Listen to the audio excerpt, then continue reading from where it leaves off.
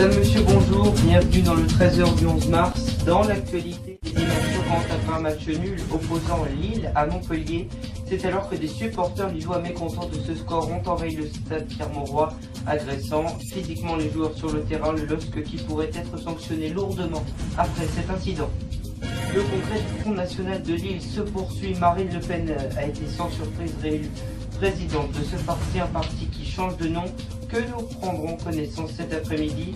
Une journée également marquée par l'arrivée de l'ancien conseiller de Donald Trump, Steve Bannon.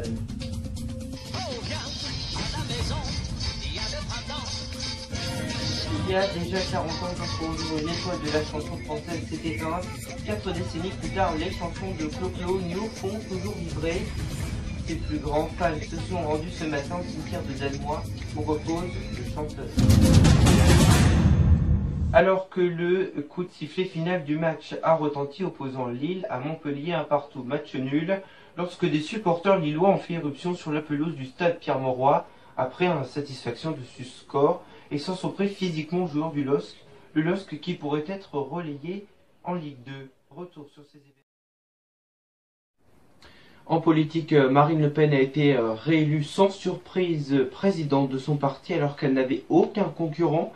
Et c'est cet après-midi, aux alentours de 15h, que Marine Le Pen devrait présenter un nouveau nom pour le parti du Front National. Et notamment une journée marquée par l'arrivée de l'ancien conseiller de Donald Trump, Steve Bannon, qui n'a pas hésité à montrer son allure tyrannique envers Marion Maréchal Le Pen, ce qui justement, en Amérique, Donald Trump met toutes ses chances de son côté pour être réélu président. En 2020, il a par exemple changé le nom de son slogan de campagne intitulé Keep America Great, qui fait référence à celui qu'il avait choisi en 2016 et intitulé Make America Great Again.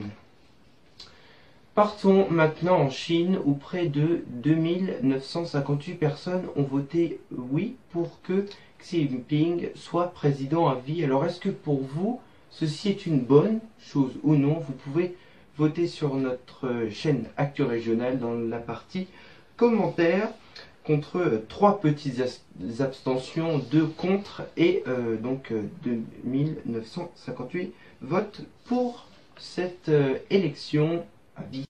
Oriental, les tirs continuent, 1600 civils ont été tués depuis la mi-février et 200 enfants font partie des victimes des tirs sous le déluge de tirs de Bachar el-Assad.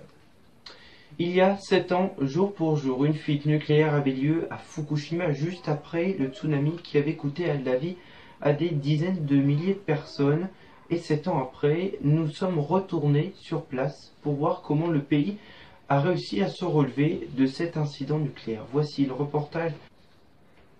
Partons maintenant en Corée du Sud, où la France a remporté une 6e médaille des Jeux paralympiques d'hiver de Pyeongchang, avec Marie Bochet à l'épreuve du Super G, qui a remporté une 2e médaille d'or, et qui en espère rajouter 3 à son compteur, avec elle Frédéric François, qui lui aussi a remporté une médaille d'or sur l'épreuve du Super G, mais cette fois-ci assis, et la France qui est en 2e place sur le classement.